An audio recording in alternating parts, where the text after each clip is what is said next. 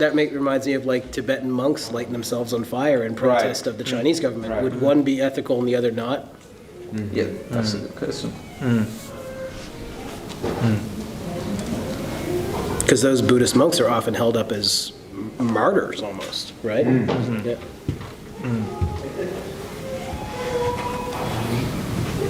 And so that protest is performance art? I guess? Yeah. Right. It's definitely art knowledge. Yeah. Yeah, because everybody saw the picture of the monk, like. Right. Obviously, like, there are a lot of examples from music where the idea of free speech, like free We are good? speech, How's You guys the, want to close the door? yeah, how's the sound level on the mic? like, Okay. Right. turn in a way, and there's still, like, you can listen to some multiple examples. All right, let's get this show on the road. Finally, yeah. Thank you guys for all your hard work. I know that was a lot to put this all together. Get inspiration. We good to get going? Yeah. All right, let's start. Welcome everybody to our final panel talk for the TOK prescribed titles for the 2022 season. Sorry, that was hard to get out. Today for our final panel, we have 4 students and 2 staff at EF Academy. So I'll start over here with Rishab. We have Hogan. We have Dr. Kaskowski. We have Mr. Johnson. Oh, I should say Dr. Kaskowski is the head of school and Mr. Johnson is the head of the TOK department. We also have Teo. And finally, Matvi, all senior students in our TOK classes. And our philosophy club, is that correct? Mostly? Okay. Most of the gang, So honorary member. representing some different branches of philosophy today. Today our topic is an interesting one. It's very different from a lot of the TOK prompts that we get. It is, if we conclude that there is some knowledge we should not pursue on ethical grounds, how can we determine the boundaries of acceptable investigation within an area of knowledge? Discuss with reference to 2 areas of knowledge. So, this one really hinges on the idea of ethics. And before we get into the particulars of different areas of knowledge, I think it's worth us laying some groundwork of what we think about where ethical boundaries may come from and to begin with. So I want to start by passing the ball to Mr. J with the first question, and we can take it from there.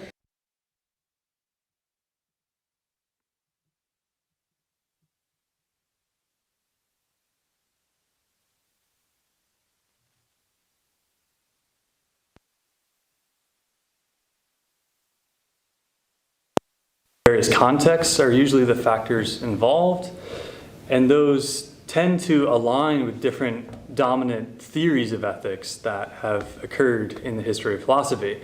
And so probably laying down some of that framework first will be helpful for further conversation. For example, there's deontology, the theory of ethics from Kant, which talks about these universal principles. So it's rooted in the intentions of ethical agents, and it's often about the long-term future, how in general a society can function if we assent to these universal principles, which are perhaps without exception. Related to consequences would be the theory of consequentialism, coming from Mill and others, and this is about looking at the effects of our actions and behavior. And we always need to maximize a certain key ethical quantity there. This is a very calculation-based theory, and what that quantity is matters a lot. Historically, it's been pleasure, it's been, I guess it could be economic productivity in certain cultures, whatever that is, but consequentialism says that we ought to maximize the goodness in the world and minimize the badness. And then the last thing not to be forgotten, the Aristotelian theory of virtue ethics is often about the cultivation of certain predispositions or habits. And so this is more about possibilities, and it's rooted in different contexts. And it's like, in this particular context, is it appropriate to behave in a certain manner? And that might be very different than a context and a different AOK, for example. So I think that general framework, hinging upon, once again, internal intentions or external consequences, or something in between. IB learner profile, once again, is all about virtues. So we can't forget about Aristotle. But I think those three dominant theories of Western ethics will probably give us these different directions. That was very succinct. I like No. that. Yeah, those are the three dominant areas. So let's open it up to that question. Do our personal, like distinguishing, I guess in this case, between ethics and morals, where do our personal morals lie? Are we more on, do we tend to weigh consequences heavier than intentions, or is it so context dependent? Where are we at as a panel on that topic? I would say for me, I believe in the Kantian model, so I'm very keen on universal principles of motivation, and I think that to have like a society that runs in a long term and that builds up with a good foundation, we need to always act after these universal principles. Yeah, but like talking about like morals and ethics, I guess it's like essential to also understand that your moral view on anything, it's based on ethics. However, your sense of the role of like, you know, individual as a part of this society that, like, you know, ethics is based on, it still makes you kind of feel your personal context of this whole, all of those things, and have your like individual opinion on all those things. And that's when the interaction of these two concepts, I guess, comes, and those the boundaries should be created for people to know where is the limitation of their moral, or where is the limitation of the ethical that cannot be crossed. And I suppose with for example, I don't know if we want to start talking about the different areas of knowledge, but like what comes to my mind straight from the perspective of an artist, I think it's really it starts from the moral and but the intention is for the ethical, for the kind of like, you know, societal reaction to what was created as an individual. So that's the tool that should be, like, you know, created by the artist himself in order to figure out what is the boundary for his creation. Yeah. Well, I think if we talk about the intention and consequences, I think it's, in my view, obviously each intention has a consequence if you act upon it, right? And so it's a balance. And it's all of what Mr. Miller said. It's contextual, it depends on the context, it's cultural, depends on individual and the cultural heritage. That sets your moral compass of where you are. And again, it's hard to say that you weigh in just consequences, because again, intentions come first, but they are so interconnected that when we consider one, we have to consider the other. And so for me, it's difficult to separate them and decide one as a driving force. And I think that's where I think that's, for me, if I were to take a route to establishing the boundary, I would say that. So if we would to connect to the areas of knowledge, as we talked before, it's unavoidable if you take science, right? Mm-hmm. So your intention is to find a cure for cancer, let's say, which is the whole world is after right now. And so, but at what cost? I mean, how do we know that this or that drug or treatment or something works? I mean, do we experiment on humans or not, or what? But so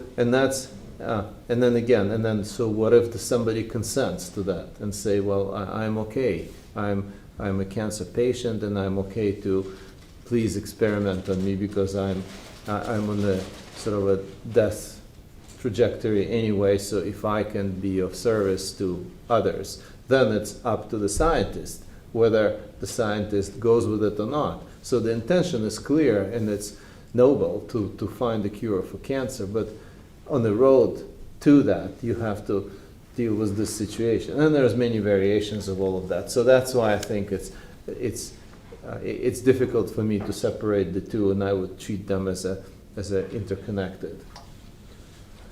I have one question. When you said that there's a cultural part, would you suggest that there's like a subjective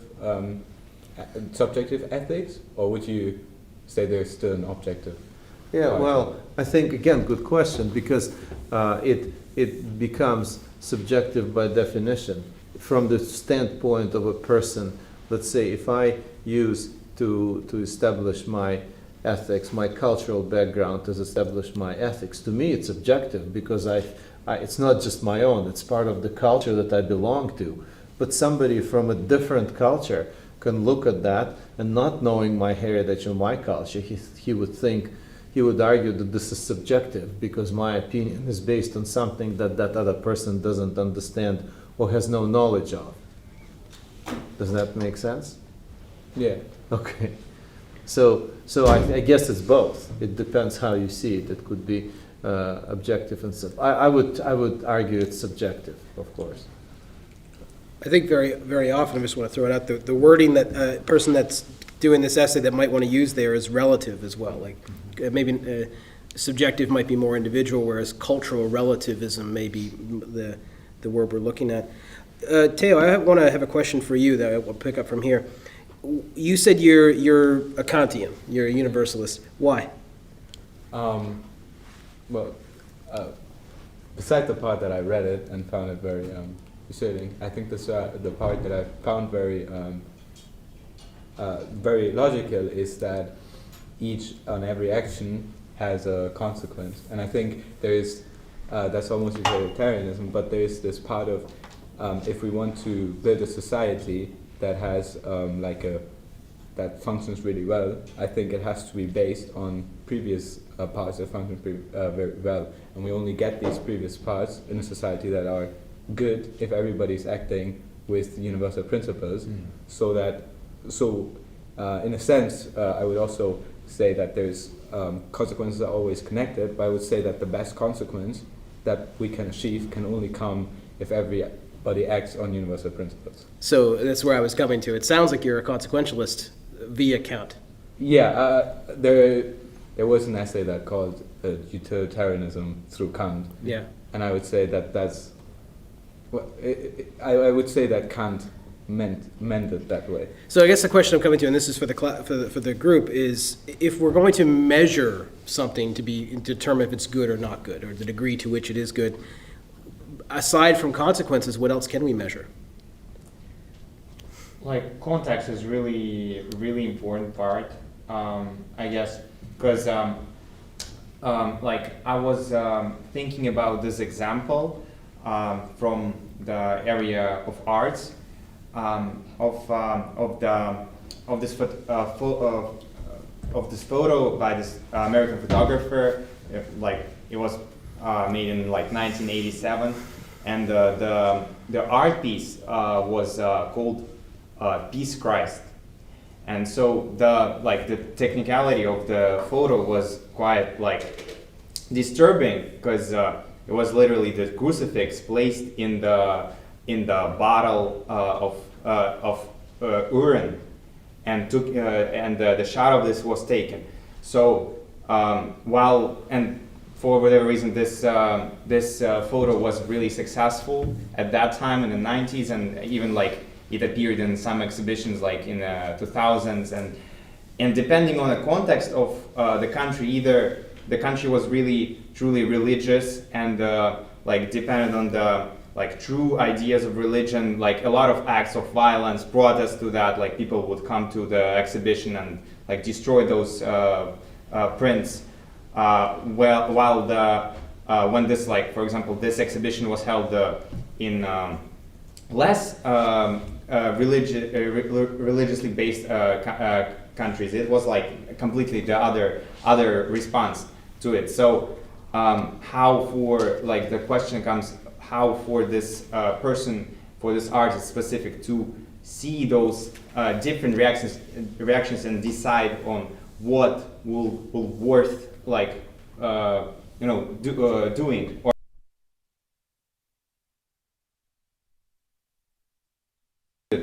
positively, like had to reflect on like Christianity, religion in general.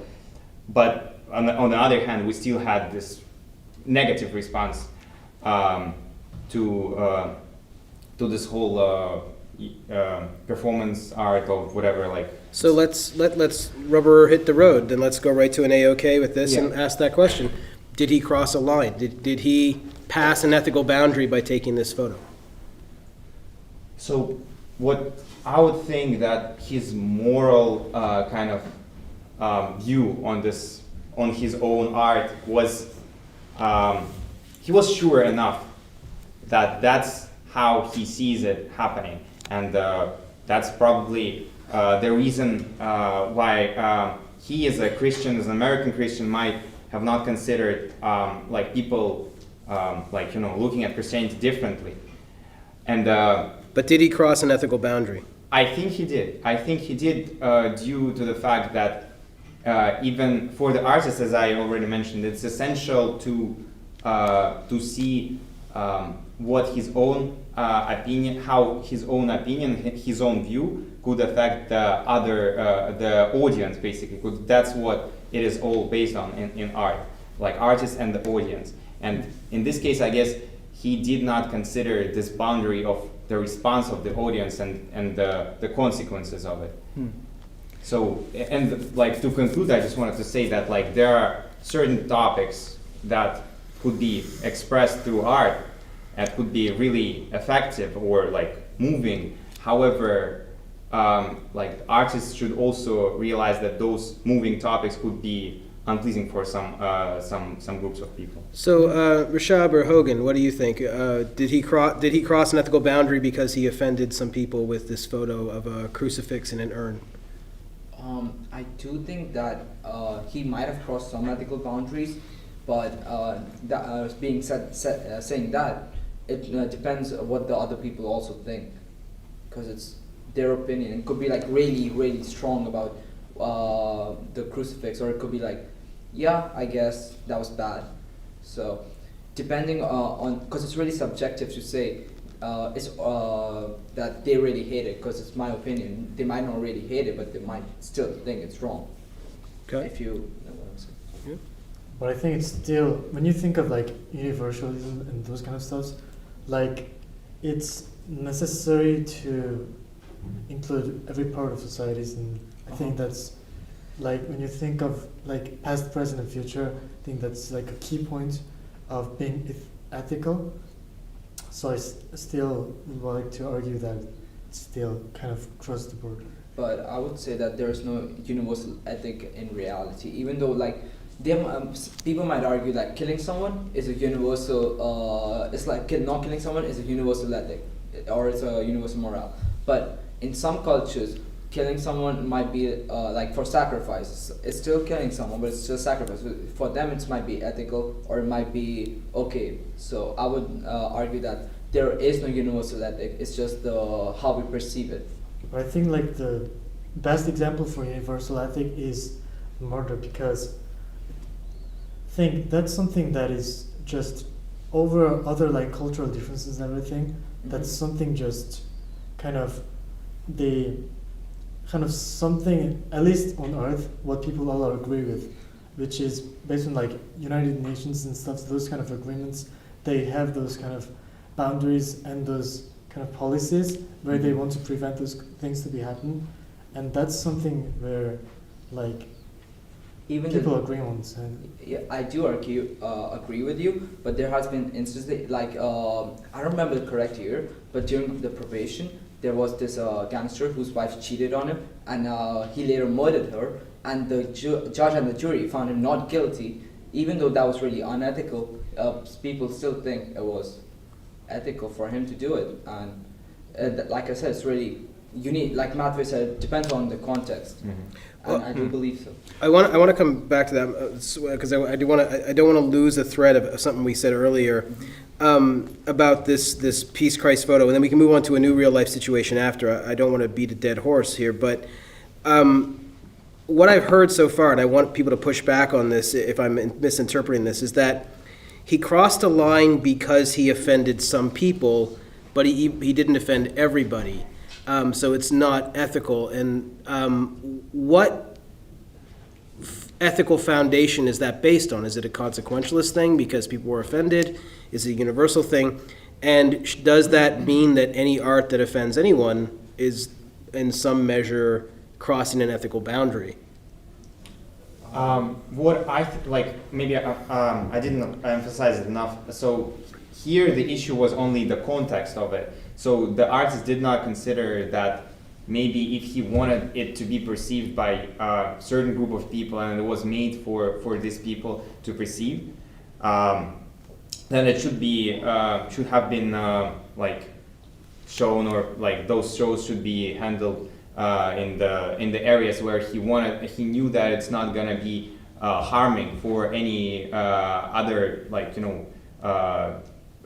religious beliefs.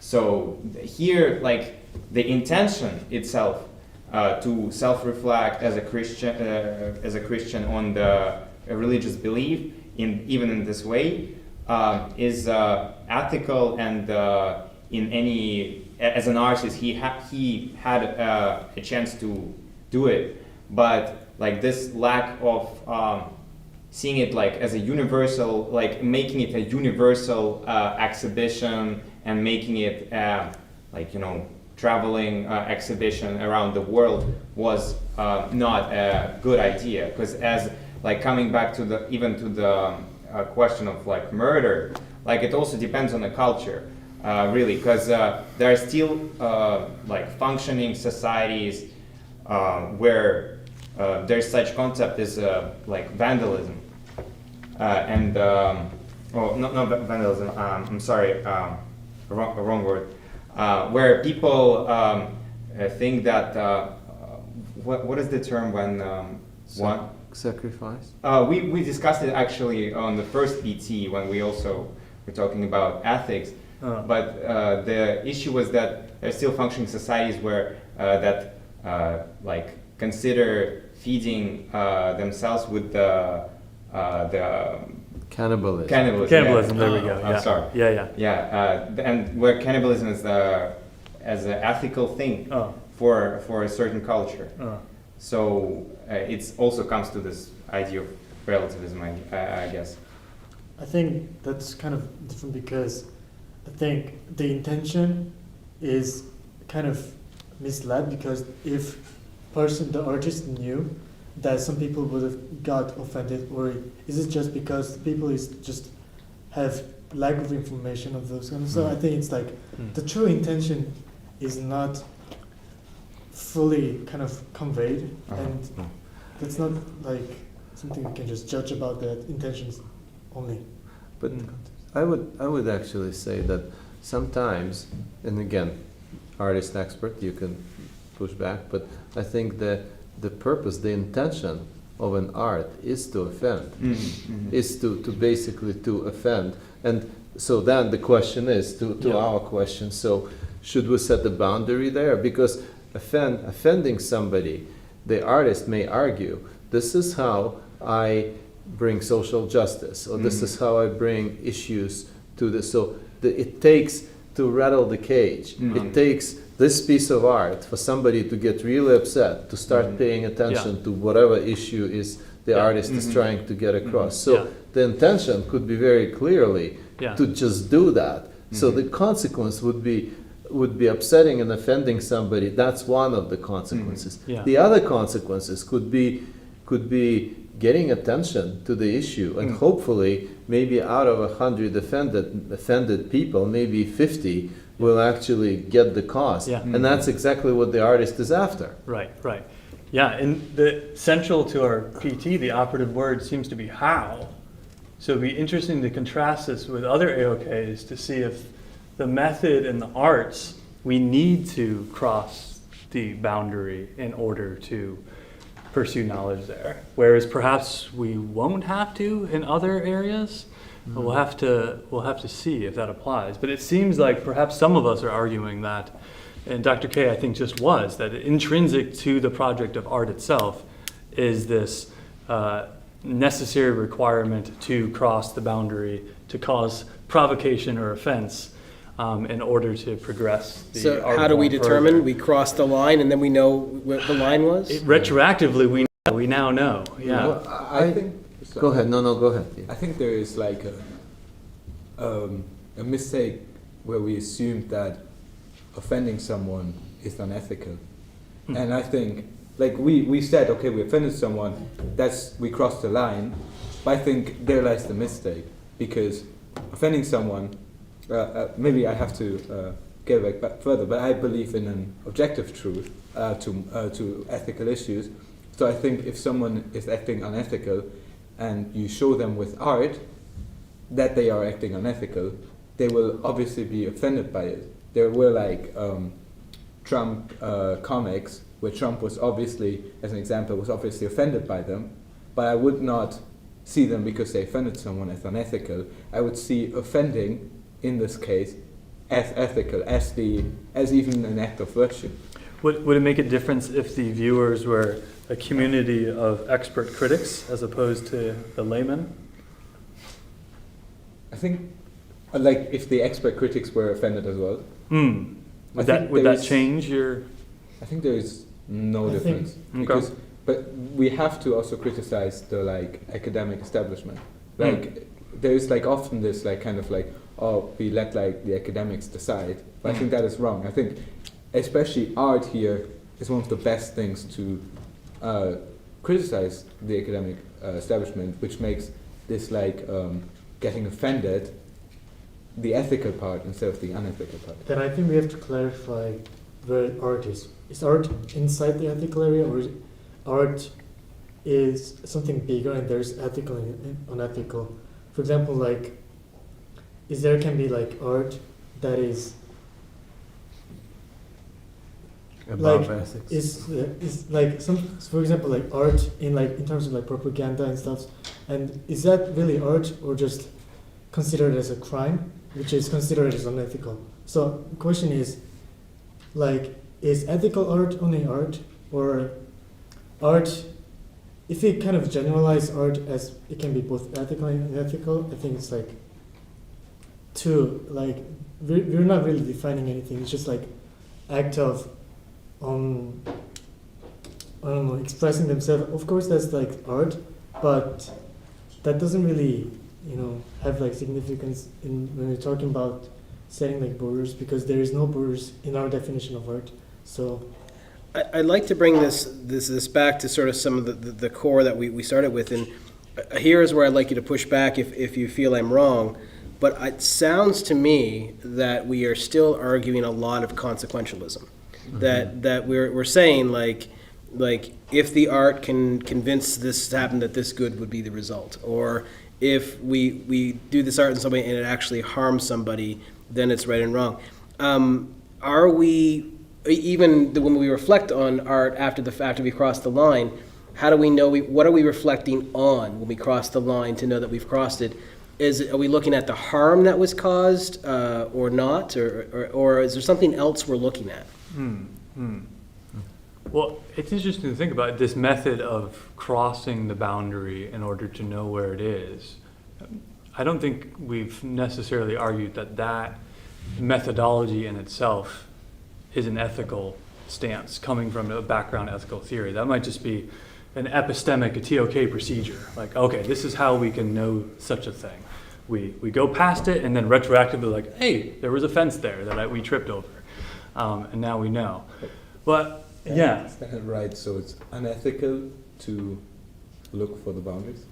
No, what I'm saying is this methodology that we're describing, or I just described, might not pertain to ethics per se. Because after all, where does ethics live in the PT? It just lives in the antecedent, the if clause, right? Then it's just asking us about this methodology. How do we determine boundaries? And it's labeled by acceptable, the boundaries of acceptable investigation. So it has this residual, okay, this is coming from the ethical grounds that supposedly we landed upon. But how can we determine we need to make room for a methodology that might not be rooted in an ethical stance. I think that the natural sciences, they took it again, connecting to the another area of knowledge, is that they've attempted universally to come up with some sort of a standard of ethics. And again, that's contrived, because if ethics is everything that we talked about, it's culturally determined and it's objective, subjective, whatever it may be, there's such big enigma. But so, and then how do you develop a standard of ethics? Yeah. But I guess that's where scientists across the world, cross cultures, cross languages, they are united by being biologists, let's say, or physicists or chemists or whatever, and they decide that, okay, so we're going to experiment to our heart's content, but this is the sandbox. We don't step out of here. So we do this, we do that, and then they stay within that. And I think what came, and that boundary actually changes because it is determined by humans. So and so as the moral compass changes, so let's say if we take, go a century back and say, well, some things were ethically okay to do a century ago, no longer now. Why? Because the science moved forward. We can, again, back to the same intention could be achieved without the same consequences that were relevant a century ago. So I think that's what somewhat determines boundary and the ethical standard. But it's sort of by consensus, more or less. Right. What's fascinating, now that we switch gears to natural science and we have biomedical ethics on the table, what's fascinating is these practitioners, like Dr. K is saying, they've decided after decades and decades of serious deliberation on principles they abide by as professionals. But these principles form an inconsistent set, the principles themselves. So this is fascinating food for thought. It's not even these background ethical theories in abstract TOK world. They've decided for the purposes of biomedical practice and their specific principles they're going to abide by, namely a principle of autonomy, which Dr. K alluded to earlier, having consent from a patient to the extent we can, a principle of benevolence. There's a consequentialist flavor leaking here, like, are we going to do good things? Are we benevolent doctors?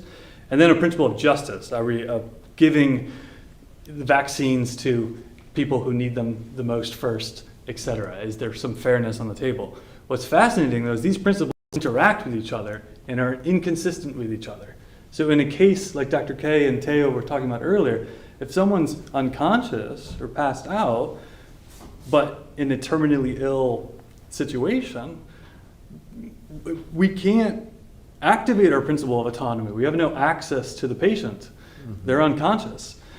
But the principle of benevolence comes in and it's like overrides what used to be principle number one. Okay, we have to forget about principle of autonomy, like it never happened, but we also have this other principle in our left pocket, and so we're going to be benevolent doctors and treat the patient. So I think this is interesting too, specific to AOKs. Not only do we have these background ethical theories, but we come up with these principles that in themselves seem to contradict each other. But so, yeah, go ahead. But is there like specific, is it possible to have specific ethical rules or those kind of criteria that is just specified to certain, for example, like I can't think of like any natural science ethics that is just considered by people who are related to natural science, because I think ethics is therefore like eventually, after all, it's like as a community and as everybody as a whole, and like obviously in terms of like whether we should do a certain type of experiment, we don't only kind of make those decisions within natural scientists, but like entire community. So yeah, just as an easy devil's advocate pushback to what you're saying, Hogan. So I just gave these principles of medical science, right? Autonomy, benevolence, justice. We have to do that because we're dealing with real people on the table, surgery. But if you ask a physicist, principle of autonomy, they're like, my electrons don't have feelings. I can tap them all I want. Electrons don't care. I hope they don't care. And then the physicists will start tapping electrons with lasers. Benevolence, doing good things to the world, if we explode some stuff here and there, someone else will clean it up, it's okay. Physicists might not care about benevolence in the sense of a medical doctor. And justice, fairness, well, I don't know.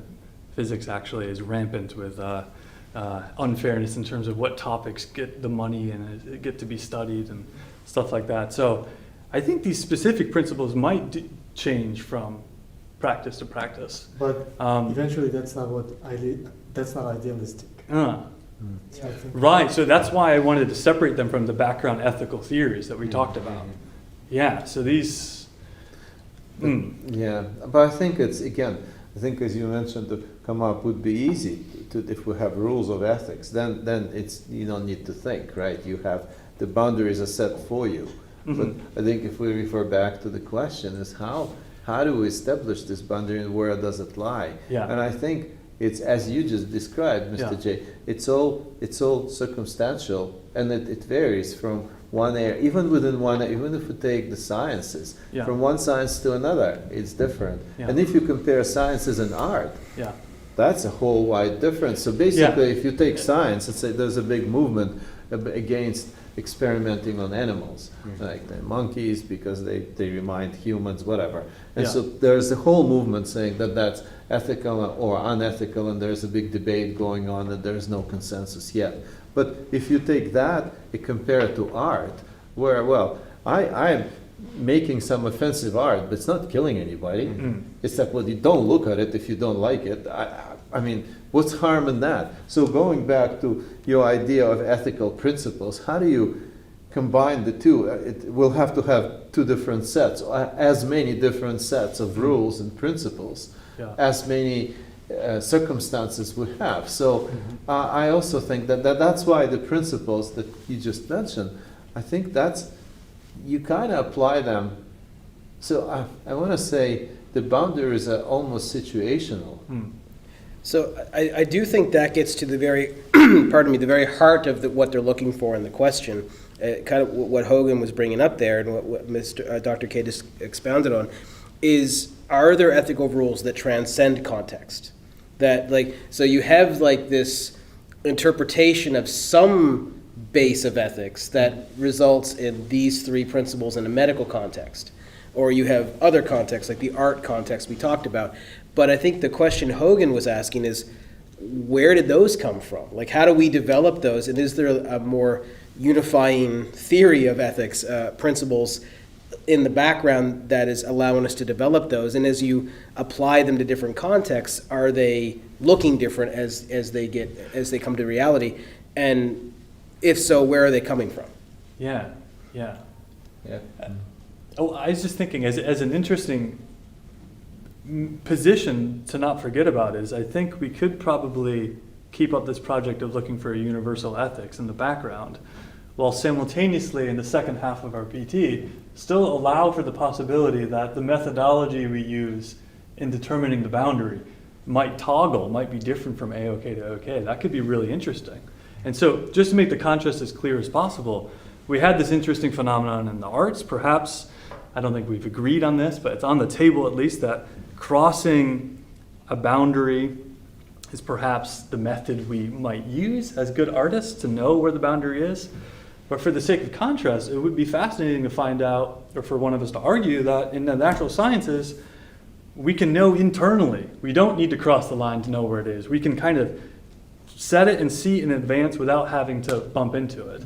And people argue this implicitly all the time. And the real life example related to testing on animals, but the one recent from 3 years ago, the Chinese geneticist He Jiankui famously edited the genome of two baby girls, Lulu and Nana, and their father was HIV positive, and he thought he was doing a very good thing with preventing them from ever being susceptible to having HIV.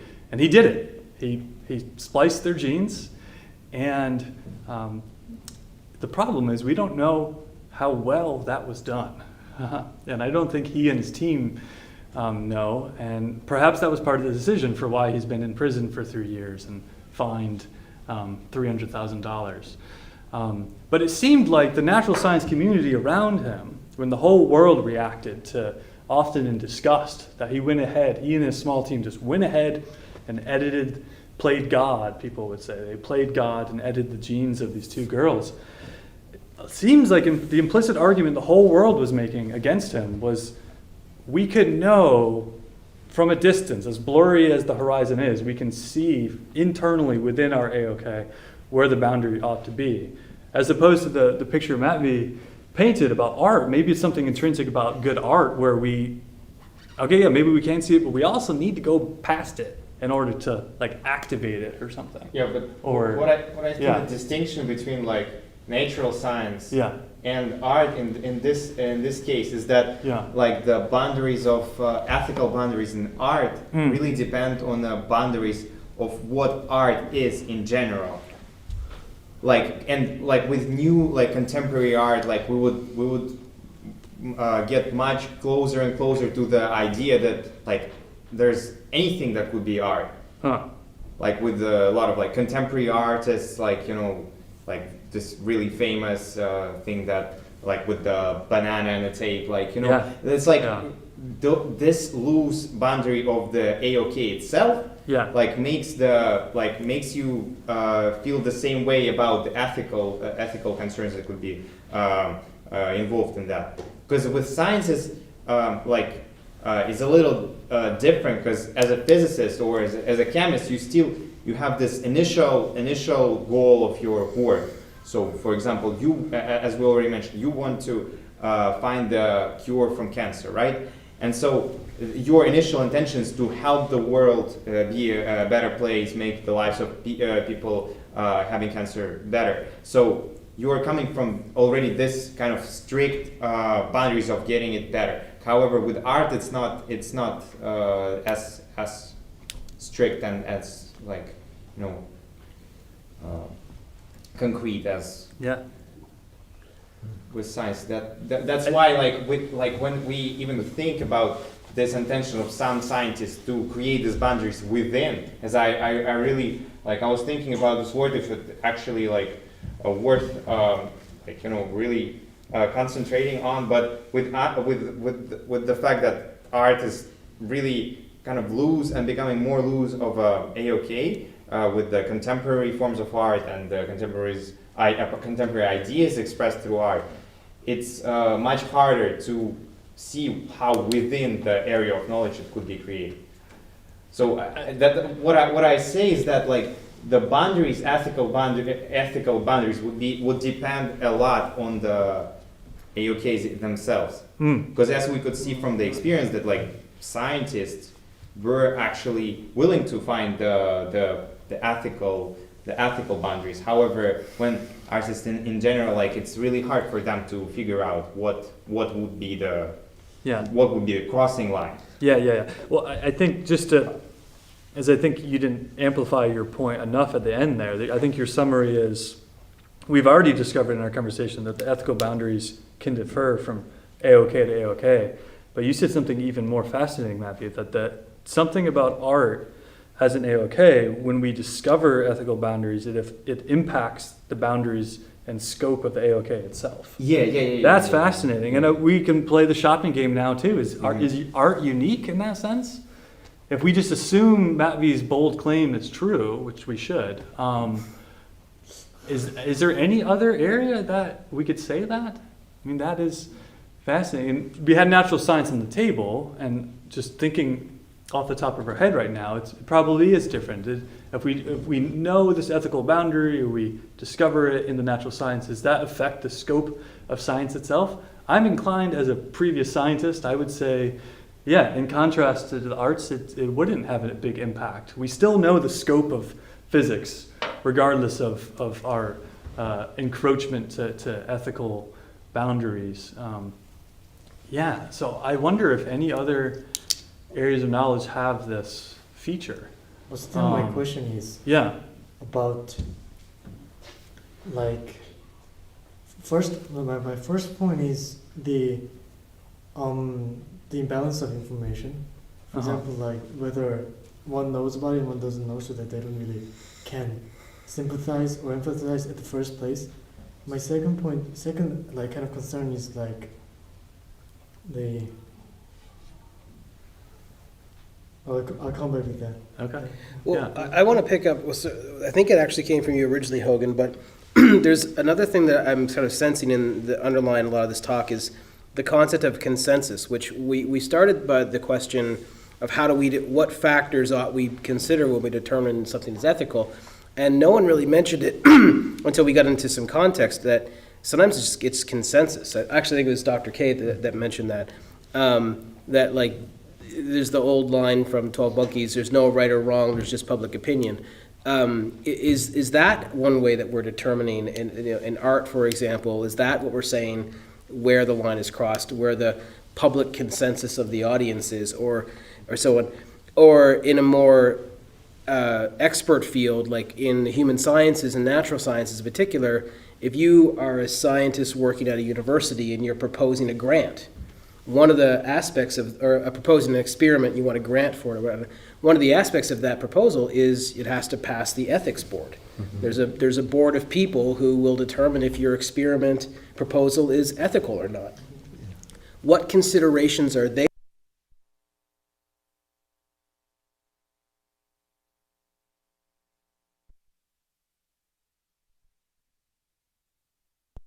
The problem making is that how does this affect, if this experiment is proven true, how does this affect different people from different communities, and does this take into account everybody from every community, or else it would seem kind of biased, and that would also affect the experiment's results.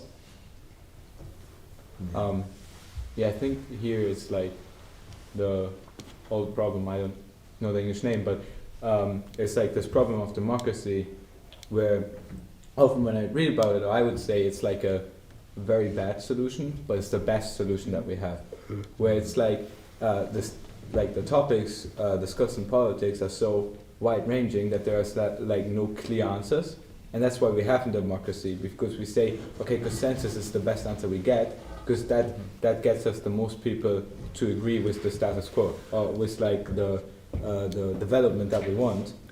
And I think in the same thing here, currently, as explained by Dr. K, there are a lot of principles that are determined by consensus, but I think we can't stop and say, okay, we have to determine them by consensus, because we have to ask, like, the people who bring up this consensus, how do they come up with their opinion that then creates the consensus? Because I think creating that by consensus is, again, like democracy, a bad solution, but the best we have. But then we also have to ask, like, how do people create this concept? Does that get us to the distinction between ethics and morals? Yeah. Like where, we maybe by consensus we form our ethics, even though I may individually have morals that differ from the ethical principles? Yeah, that was the point. I often wonder, so back to like, okay, so my dissertation has to pass the ethic board review, right? And I'm thinking, I would want to ask him the questions that Hogan asked, like, what rule book do you use? Uh-huh. I mean, how do you, who is like, okay, do you people on that board, how are you end up there? Like, how do you judge it goes right to this question, like, what methodology do you use? What's ethical, what's not? And again, like, for me, it's not a big deal, so I just did survey and talked to people, so there was no questions that would be any controversial, so it was pretty easy. But if you go into natural sciences or arts, it's like, well, whereas, we just talked about it, and you have to cross the line to figure out where the line is. Yeah. And so how does that board know where the line is? What goes to Hogan's questions? Like, No, what do you... My question is like, is it possible to know what other people will kind of react before we do it, so that we can kind of get all the ideas and then make a decision that is ethical? So that's why I said, like, the imbalance of what people know and what people don't know, so that they can kind of get all the... I think there are extreme examples where that's clearly yes. Like, I think there are words I could say right now on camera that would get a certain reaction, and I know what the reaction would be, and it wouldn't be good, right? So I think that yes, you can get extreme examples. How do you get to the line of where it's reasonable to know ahead of time what reactions will be versus when it's not reasonable to know ahead of time? And I'm just trying to think like if it's possible. So I think that's what I'm trying to. I think it's possible. It is possible, but I think again I return back to the art example, because I think that's how you establish the boundary, by crossing it and figure out, all right, that's the boundary. We just figured it out. Yeah. Like, did we know that before? No, because we haven't seen such piece of art before. So for the future, we're going to know, for the ethic review board, for example. But then again, the art is such a enigma, because as we talked before, is that could, I mean, that could be the whole purpose, is disruption. And so you want to undermine all the ethical standards that there are, and say, and this is where you would know that what reaction would be, and you do it intentionally. Right. Yeah. I want to question this other part of the methodology, besides crossing the line with this consensus. We seem to be coming to a consensus about consensus. And there's, in terms of the theories of ethics, there's a strong history, justifiably, of being very, very afraid of us arriving at that conclusion too quickly. And this is called by many names. You could call it like the normal versus the normative. If you're in a culture, even if it's a research culture, and by consensus, everyone's abiding by certain principles. Yeah. Well, if the principles are good, and we need more principles to find that out, but if the principles are good, then okay, everything's peaches and cream. But we all know parts of history where people came to consensus and perhaps the principles weren't the best. But it was normalized. That's what everyone, it's the Borg, Star Trek fans. When we're all thinking the same, internally that seems great. That's what ideology tells us, but externally or with hindsight, we know things can be incredibly heinous. So I just want to problematize our consensus about consensus. What's going on here? Is that more of on a practical level, or Mr. Miller talking about maybe, we were often thinking about individual morality, but we can also think of collective morality on this kind of common sense or instinctual level. What we read in the Farmer's Almanac, or hear from grandma, this wisdom passed down. Maybe that's practical, and maybe we can assent to consensus with those types of things. But on the theoretical side, these theories of ethics, do you think this is right, this historical trend of being afraid of consensus? Yeah, that's what I wanted to say was democracy is the best worst solution. Lesser of evils? Yeah, it is the lesser of evil, but while subscribing to democracy, which I think is the right governance form, you always have to think about and criticize, like, what am I doing? Like, I always criticize the normal. And I think that I would say maybe there's one methodology that's maybe good, where we could just try to find out by real life examples what exactly makes it bad. So if I would now propose, like, in the Nazi times, in concentration camps, there was an experiment done by often on twins, but they were separated and then looked how they grow up, or other things done to their body that we now strictly condemn.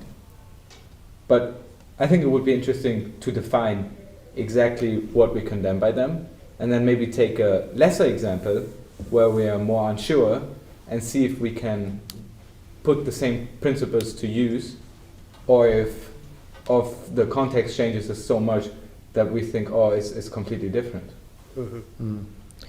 So I think that's a great way to go about it, and this could keep going. To maybe make this more concise, not to put words in your mouth, but I think another thing we've been dancing around, another word perhaps of how we can determine this idea of crossing the line, or at least approaching it, is consensus and reflection after the fact. Like, maybe there is no way to know until there's some reflection. We are coming up on our time, though, and I was notified that we do have a live audience who has some questions. So let's turn our panel to some questions, and we'll go from there. Do you want to read it, Ray? No, I can show it here. Okay.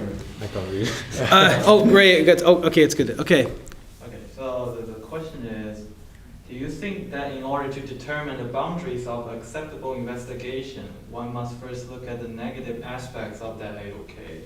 And the second part to it is, and the potential worst-case scenario applications of the knowledge, and set boundaries to prevent them. So should we look at the worst case scenario, or what's the worst that could happen?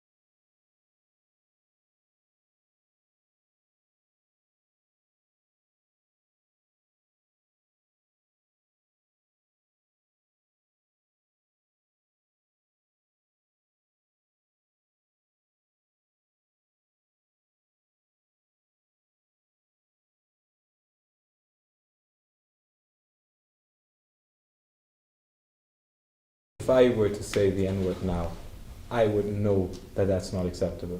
Even though I've never said it in front of a camera, in front of people, I would still know, okay, if I say it, you will all say, oh, what are you doing?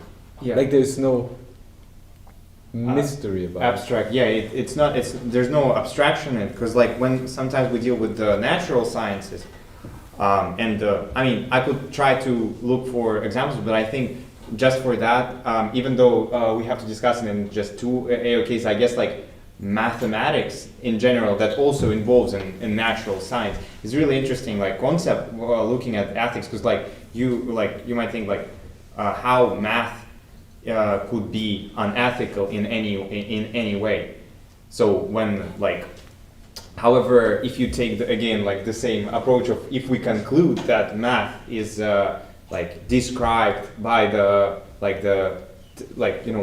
the world, by the architectural nature of the world, then it should be also coming back to the natural sciences that the consequences of mathematical grants or whatever also should be determined. However, if I would want to propose something in a university or studying, I want to study this, and the ethical concern of regarding this mathematical topic will be not as harsh as for example, natural science, because with natural science we can imagine what can go wrong. However, if we are talking about natural topics in natural science that are really abstract, and we don't even know how to look at this thing from and see what's going to happen in the future with that, even with cloning, how we can see clones as part of our society. It's really hard to imagine, because it's really outside of our reality, current reality. I think I just was going to just a small comment that Mr. Miller made at the beginning of our discussion, that it's all relative. Yeah. Really, Yeah. that's exactly where the relativity comes into play, because it's all relative to a specific case, specific area of knowledge, so it all becomes relative. So it's really difficult to establish some universal ethical boundaries, because we can't help, even throughout our discussion, We would take it from big and Yeah. we narrow it down, and we Yeah. go right back up Yes. to just come back down. And then when we talk about the specific instance, whether it be the Nazi experiment or the cloning of the genome, babies, twins, it's all, we end up discussing the specific ethics boundary as applied to a specific occurrence or piece of art. So I think it's all somewhat relative. Sorry, I interrupted No, you. it's fine. I'm just trying to, like, maybe it's kind of too late to mention, but I think, like, I wonder if, like, because we just have, like, premise that if we conclude that there is some knowledge we should not pursue, so it's like the knowledge that we should not even pursue. So if you think of like cloning a baby, and I think it can kind of like connect to deploying or launching the nuclear bomb, and I think they can connect to kind of exhibit the art. Yeah, what is an example of knowledge that we oughtn't pursue? Or knowledge of torture. That's I think it's Knowledge not- of torture? yeah, like the knowledge of how to torture somebody. Ethically, it's super wrong. You shouldn't pursue it. But people would argue that what's the point of not pursuing it? There's somebody in the world who's pursuing it right now. So it's better that for me to have it and not use it than them to have it and they probably would use it. That's the main argument. So I think it. I understand the like duality. Like either I have it and he doesn't use it, or either It's like- I don't have it and he has it and uses it. I'm trying to say that the thing is that the knowledge of torture is really unethical, but you can't trust other people of not pursuing the knowledge, so you just do it yourself. That's what I'm trying to argue. So you don't pursue it yourself, or you do? You do pursue it yourself because you don't trust other people of not pursuing it. Like, Okay. I would But say- this is where I would say, this is back to your question, using the torture example. This is where you don't acquire that knowledge, regardless of whoever else is doing it. But your ethical principles tell you that torture is bad, and there's no need to pursue further any knowledge of torture, So that's because the boundary. that's the boundary. It's fundamentally wrong. yeah. I think I thought it was contextual. Well, exactly. I think here it's actually Well, yeah, we can go that route I too. don't know, but isn't it that I don't believe that the knowledge of torture has value in itself. Like if I read a book about torture, I'm not doing something unethical. I think the application of the knowledge is unethical, but I think the simple pursuit, if it was just like if why pursuing, there's nothing ethical. Because now we presuppose that just knowing it or reading a book about it is unethical. But I think the unethical part here is that you have to torture people to know about torture. I think that we're coming to a good distinction. I do think it's a question, even though I know we're short on time, I think it's really worth considering for this question, is there knowledge we oughtn't pursue? And I don't think that means knowledge we shouldn't know.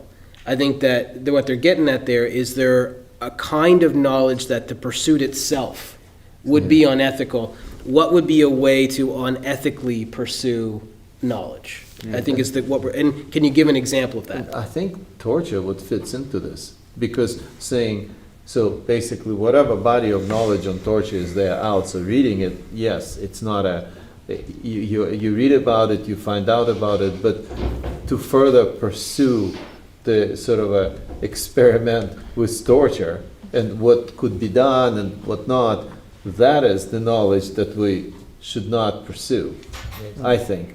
Not because what's already been done, it's been done, that's how we have the knowledge of what that. So we can read about it, and hopefully reading about it will stop us from pursuing further investigation and acquiring more knowledge and further developing the torture, whatever that may be. But I think maybe- that's, I mean, What if, like, in contextually, the person is experimenting how to do it and what will happen to a person in order to protect their future kind of attack from other countries, and then they want to kind of pre-know about it, Yeah. and then they want to kind of like aid it. Yeah, it seemed like Rashad, you were Case saying of- something similar Yeah, I was on a saying, very like- practical level. Like, Yeah. But I'm just saying that Yeah. like the context matters. That's what I'm saying. So, I think If maybe what you're talking about is the doctrine of MAD, which is mutually assured destruction. Is that what you're getting at? no, I'm just saying like Again, I think we want to distinguish, though, between the knowledge and the way we pursue it, and the Yeah. way we pursue it as being the unethical thing. yeah. So, Yeah. so how would we, like, reading a book about torture versus trying it out might be Those the, are- yeah. the, To the differentiate, different ways you yeah. would get knowledge about it, but there's one method that's unethical. Besides an extreme example like torture, do we have more realistic examples where we say, we won't do that even though it would gain knowledge? It's a line I won't cross.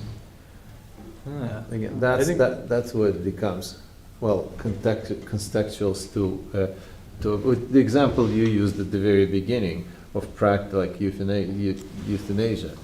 Yeah, for some people, it's like as a doctor, I will not do this because this is my principles. But some other doctor may do this, and then as a general discussion, I mean that discussion is still going on, whether it's a good thing or a bad thing. So, okay, I think that's where it becomes to sort of a societal or individual the decision whether you pursue, because I mean to take this further, so euthanasia ideally spares people from suffering, but one could ask, well, how do you really know that? Well, one example I was thinking of might be a few years ago they were talking about sending people to Mars, and it would be a one-way trip because we don't have a way to get them back. We can get people there, and I don't know how long they can survive once they're there, depending on, if everyone's watched The Martian. Okay, how do you get them back? And you can't. So is it ethical in that case, for this advancement of scientific knowledge that we would get, is it ethical to send people to Mars if they agree to go, knowing that they'll never come back? There are people that have argued both sides of that. Yeah. That even if they know, it's still not ethical to send people knowing that's a one-way trip. Like, Yeah. where's our stance on that, and how do we determine that? I think is an example. Right, right. Yeah. And then, that's a nice example too, because it lines up with a literal physical boundary that we're expanding too. But Which, it also, I think, yeah. depends on how we might try to support them. That like we can send people to Mars, but we can also send more supplies to them later on. Or even though we can't bring them back, but we can still try to make their lives as easy as possible. But if we try not to stop, then I think that would be unethical. Well, that's I can see that point, but and also one could argue, well, if people are consenting to that, then what's the problem? I mean, they're okay with that.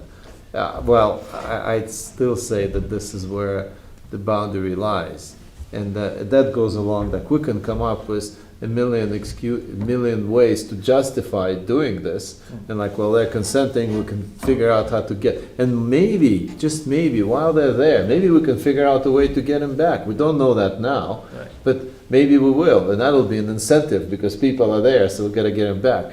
Yeah, I mean, my personal view, that just doesn't stand to reason. I mean, that's now fundamental, like principle, or does that come from your culture?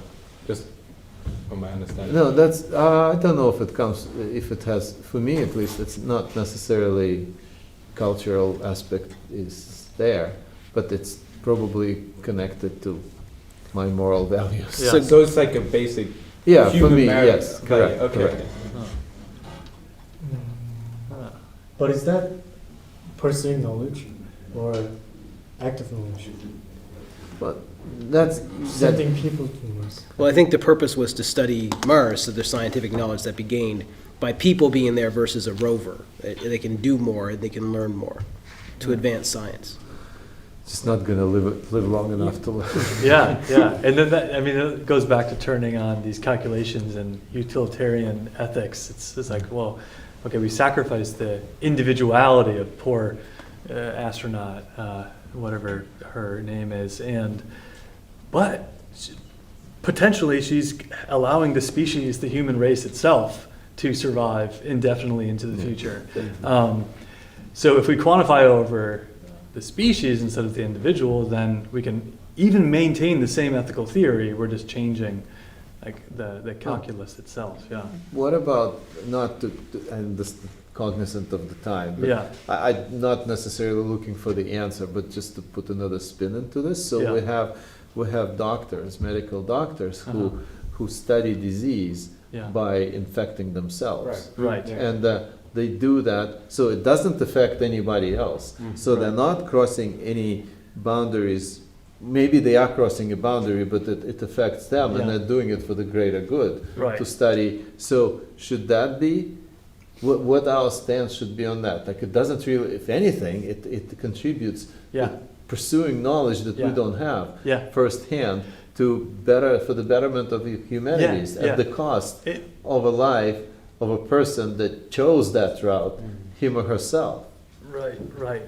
I think, yeah, there is my Kantian influence view, where I would say that if we have this like, if somebody gets knowledge in like a way where they do something imperfect, then that will like maybe carry on as a principle. Because then maybe the next doctor will think, okay, I can only find diseases by infecting myself, and then in turn they kill themselves. But in reality, if the first doctor hadn't done this, hadn't infected himself, he would have found another method to do it, and then another doctor would have found another method. Yeah. So I think there's always an influence. Yeah. And I think that's where the unethical aspect of sending people to Mars on a one-way trip comes from, not because it's unethical for the person at the time or for other people at the time, but for the future of the development of the Mars colony. Because it's then a colony built on blood. And to maybe bring it full circle, and I do think we should put a stamp on it, that the kind of the prime directive of Star Trek as well is based on that. Yeah. Thank you, everybody. This has been, everyone stayed extra time. Do we have one more question? Yes. Okay, one more question, and then we're going to call it. Yeah. All right, so if we change the premise a little bit by asking, if we conclude that there is some knowledge we should pursue on ethical grounds, how can we determine the boundaries of acceptable investigation? So for an example for this could be during Karl Marx's critique of capitalism, where he's argued that we should try communism, where it is a better way, and we have nothing to lose since the worker is now living in unacceptable condition. However, even though at that time that we conclude that it was ethical for everyone to pursue this new economic theory, turns out it was not ethical afterward. So, Is that a question or the argument itself? I mean, I'm just putting out there that if there are something that we conclude that we should pursue an ethical ground. Right. So if we take this as a true, is the inverse also true, that there are some knowledge we should or we ought to pursue on ethical grounds? I think that would be the logical. That would be the logical thing to do. Yeah. Yeah. I think it has to be true. Well, yeah, I mean, vaccines, like we're in a pandemic, Yeah. you know. Well, but there's still a curious second half of our PT. So if we just delete the word not, we conclude that there is some knowledge we should pursue on ethical grounds. How can we determine the boundaries of acceptable investigation? I think It's not obvious to me what that even means. Yeah, because if we're only pursuing what we should, is the not, the function of that logical not is it makes this boundary in our Yeah. theorizing. No, I So if think it's fundamentally Yeah. makes the other statement Right. without not true. Uh-huh. Because, I mean, if we compare and contrast the two, Well, but it's not a true-false question, though. I That's know, why- so, but- like, so how do we answer this? No, I think it makes How it can true because the pursuit on ethical grounds is so we is justify. the determine the boundaries. Yeah. Like so, the not Uh-huh. is only the way we phrase it, but if it without the not, like the pursuit on ethical grounds, that statement in itself is already talking about the boundaries. I think so if we say that That's if a we conclude that there is tautological some knowledge Yeah. we should pursue on ethical grounds, Uh-huh. then That's the unethical. then we don't So- have to see the second half Right. because it already concludes that. And I think that makes the opposite true. Well, I think, I don't think that Mr. J was actually arguing against that. I think he Yeah. was suggesting that the answer we might get might answer both questions at the same time. Yeah. Right? Like, if you can determine how you should, you probably are also therefore determining how you The should. opposite, yeah. Right, Yeah. right. Yeah. I think that's the interconnectedness of the questions, both Yeah. questions. It's Yeah. just like by virtue of answering one, you by default answer the other one. Yeah. And, if you want to stay for after hours, we will pursue that other half of the question over the next hour. But for all of us here, I think it's time for us to All right. call it. Thank you so much for the panel. It was a great discussion and wrapping up another season of TOK Talks. So, Sweet.